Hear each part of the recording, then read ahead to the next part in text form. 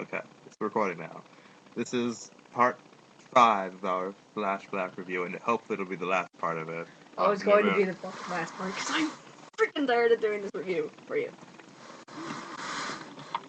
Hold on. It's my movie. I can't pause this, Lizard. Just enjoy watching me watch Assassin's Creed. Anyways. So yeah, Alice is back. And Bella tells us what's going on. And Alice looks at her.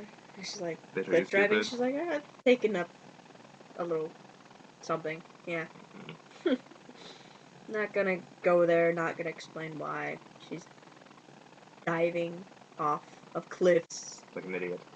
Like an idiot. Or recklessly driving motorcycles that she obviously does not know how to drive.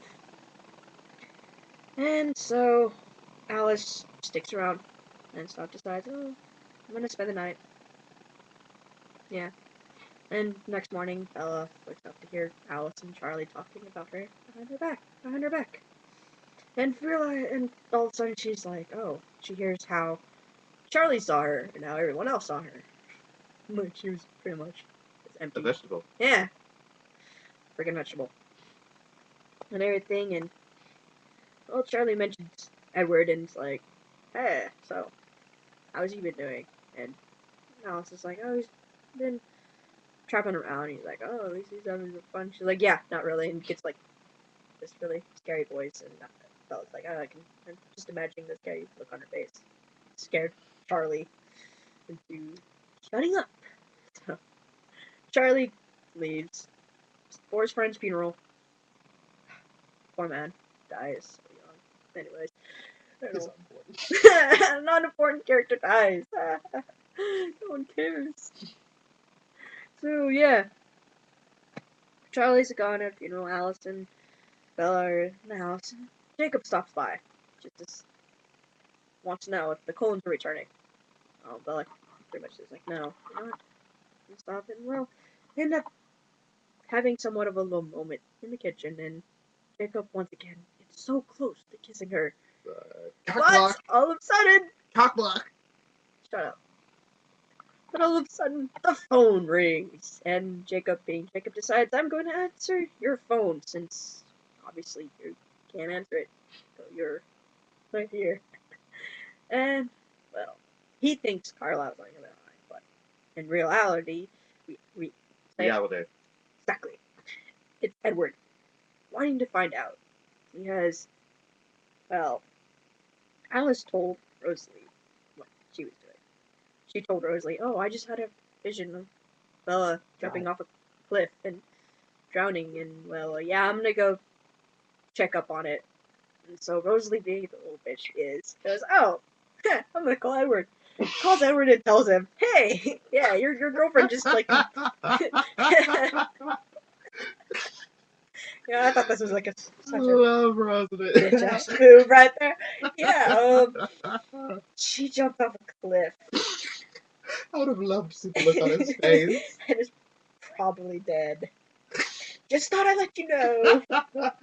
By the way, how's the weather go? Yeah, pretty much. So, Edward calls to find out. He's like, so where's Charlie? And Jacob just says, being Jacob, goes, he's at a funeral. And Edward, thinking, oh my god, Bella's dead and Charlie's burying her. Well, in the movie, he crushes the phone. Who crushes a phone? Who the hell crushes a phone? I mean, I know celebrities throw their phones at people when they're angry, but nobody crushes their phone with their bare hands. Where's Bella? She's arranging a funeral. No. Her father's arranging a funeral. I can't break my phone. He doesn't want to break his phone. But who does that? Go. Yeah. So, yeah, in the movie, he crushes the phone. But in the book, he leaves it in a trash can in Rio. So, some random person picks it up, and when Alice calls it, and it's like, yeah, no, I found this in the trash can. Oh my god, and Alice has a huge vision. Bella! Alice runs in. She's like, Bella, trouble, and Bella's like, what's wrong? It's Edward. What's going on? He's gone to the Voltry. And, The who? The Voltry. If I did not explain the Volturi, I am terribly sorry. But they weren't important until this point, anyways. It's kind of a throwaway plot line that actually gets some importance now. Yeah, sort of. So the Volturi are, I guess you can say, the monarch, the kings of the vampire world. They control, and then if you're caught pretty much exposing their race, shut up, exposing vampire kind to humans, and without the intent of changing a human, saying, oh, hey, I'm a vampire, I'm gonna change you to a vampire, or just blatantly going, hey, look, we're all vampire, look, I'm a vampire, and to all these humans, you get killed. Or if you break any other rules, which technically they only have one major rule: just don't expose vampires to humans, unless you're going to eat them or turn them, pretty much. So yeah, well, Edward goes to the Volturi, and he's gonna pretty much try to beg the Volturi to kill him, because he can't live in a world without Bella. But he's dead. Yeah. Well, kill him completely, then. Anyways, so Alice sees this and Bella's like, what? Why? Why? Because he thinks you're dead. Wait. What? What? She just does So that Bella, thing again. yeah. So Bella and Alice decide, Let's go to it. yeah, let's go to Italy to save Edward, because obviously he's in, well, obviously I'm so deeply, madly in love with him, and I just can't Get him out of my mind. see him killing himself because I'm not alive. Oh, so tragic. God. Shoot me now. If it were like, if it were like Romeo, if she built up like Romeo and Juliet, it would pull out much better. If they make allusions to really bad ones. Oh yeah, they make very bad allusions throughout the whole series to Romeo and Juliet. It's just completely stupid. undermining the point that it was not a trustful relationship when you barely know each other. Oh yeah, so that's not what these two did. So yeah, Bella writes a little note saying, "Hey, there's some trouble. I'm going with Alice to Charlie," and completely ditches him, and flies with Alice to Italy, where Alice. I swear this is one of the whole series. I love this part the most. Alice hijacks a car. An awesome car. Let's see if I can find it. I'm actually willing to find it in the book to say what car is she. We're at 7 minutes 50 seconds.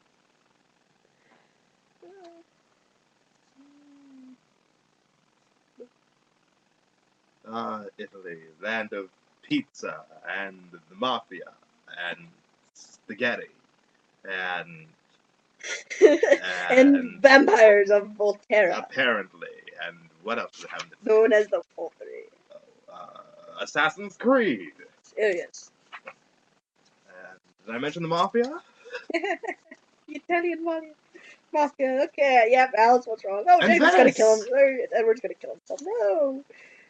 The half-shriek denial was so loud after the whispered words, it made us all jump. No, no, no, no, no, he can't. He can't do that.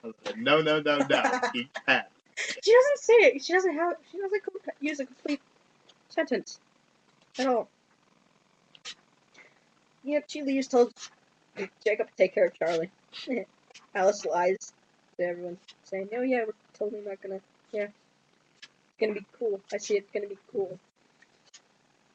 Ah, here it is. So what car did she use? A bright yellow Porsche. One of the nice. Not the color. It would totally go with a black. But come on, Porsche. A fast car. So yeah, she hijacks the Porsche. And they rush to Volterra, where the Volturi live. Wow, I never would have guessed the Volturi live in a place called Volterra. Yeah. You think it's like it was named after them or something. Yeah. And they arrive, and well, Alice says he's going, since the Volturi have completely denied Edward. They pretty much just said, "Yeah, we're not gonna kill you. Your gift is a little too important to us. We could totally use your gift."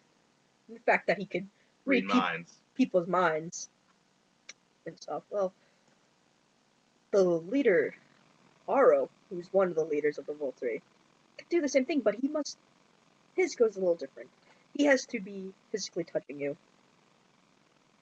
to be able to read your mind, and then unlike Edward, where he only hears thoughts that are you're thinking at the time, he can hear every little thought you ever had, and see every little memory you've ever had. So a little different, but can be used in different ways. They decide, no, you're too valuable to our kind to destroy. But I rather than just locking him up, and Yeah. So Edward decides, oh, I'm going to force their hand, and decides he's going to show humans during St. Marcus Day, which is a festival there in Italy about St. Marcus, celebrating St. Marcus, who drove the vampires out of their city. irony. Don't Oh, love it. don't you just love it? And in fact, St. Marcus is actually Marcus, a member of the Volturi. Even more irony. More irony. Love it.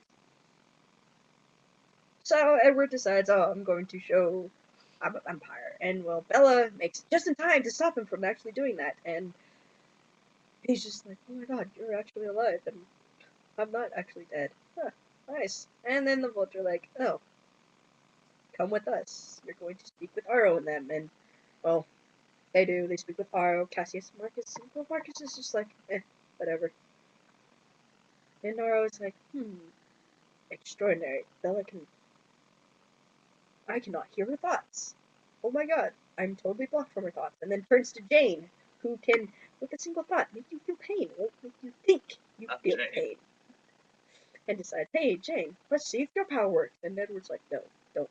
But Well, you want to finish the review and then just give like the really quick brief overview? So, well, Aro was like, oh, I like this. And, well, Cassius says, you can't. Now you have two choices. Kill the bitch. Kill Bella. Yay! Kill her. Or turn her into a vampire. No. There is no other choice.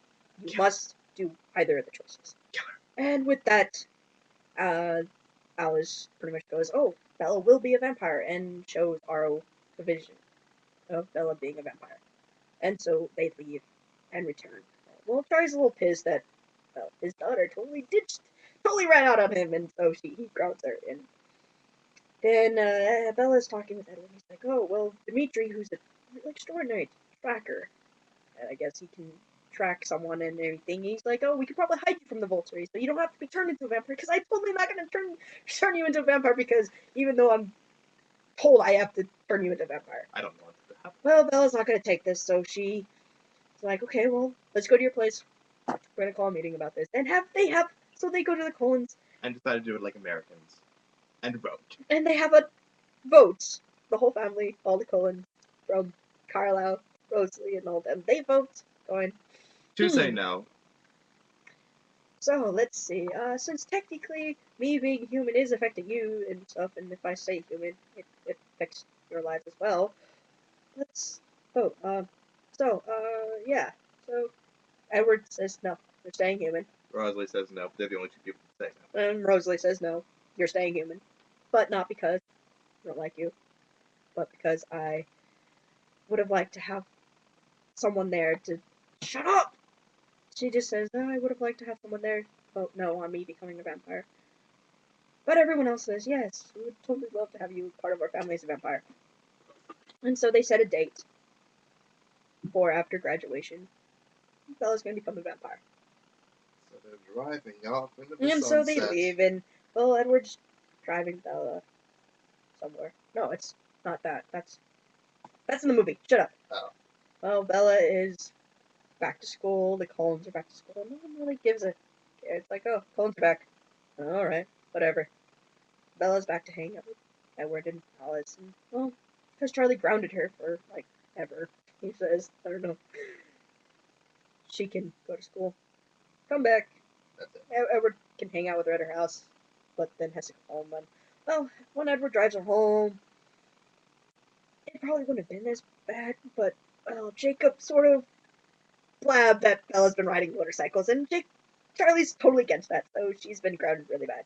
Well, you see Jacob, and they have a little thing, and little which one's tougher and stuff, and well, Bella at the end, Edward says, "If you really want me to change you, you have to marry me first," and it ends like that, pretty much.